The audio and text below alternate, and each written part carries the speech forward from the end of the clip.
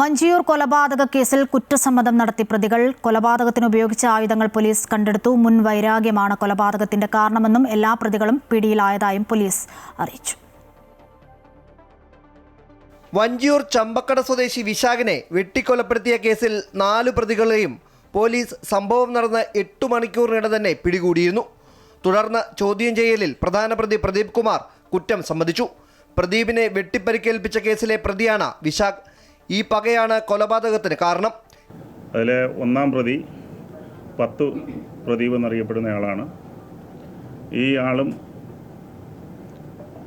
ഈ കൊല്ലപ്പെട്ട വിശാഖും തമ്മിൽ മുൻ വിരോധം ഉണ്ടായിരുന്നു. മാത്രമല്ല അവർ അയൽവാസികളാണ്, ബന്ധുക്കളാണ്. വസ്തുതർക്കത്തിൽ തുടങ്ങിയ ഒരു ക്ലാഷാണ് ഈ കൊലപാതകത്തിലേക്ക് നയിച്ചത്.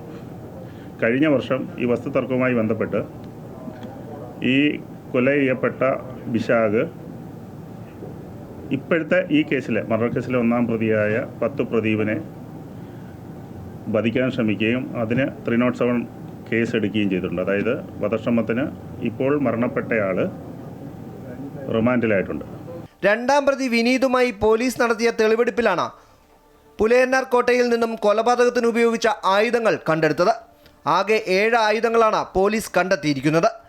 ഇവർ സഞ്ചരിച്ച വാഹനവും പോലീസ് കസ്റ്റഡിയിലെടുത്തിട്ടുണ്ട്.